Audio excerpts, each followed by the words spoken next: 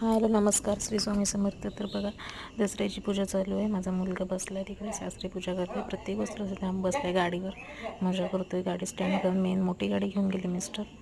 तर याला सांभाळण्यातच माझा अर्धा दिवस चालला आहे. लाडीगुडी लावून त्याला गाडीवरून उतरण्याचा प्रयत्न चालला होता, पण तो मलाच शेंडे लावत होता. तर म्हटलं मला एक पापी दे रे बाळा, तर लगेच दिली. बघा, गाडीवरून उतरण्याचं नावच नाही त्याला. नंतर आम्ही जरा पूजा वगैरे केल्यानंतर टाईमपास केला.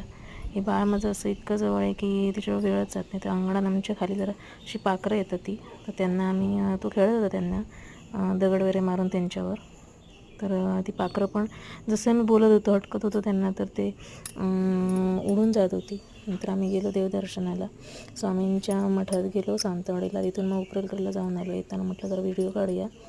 नंतर आम्ही गेलेलो नंदनबाईंकडे. तिथून आलो, त्यांची काही कामं होती ती बघायला गेलो. नंतर आली घरी.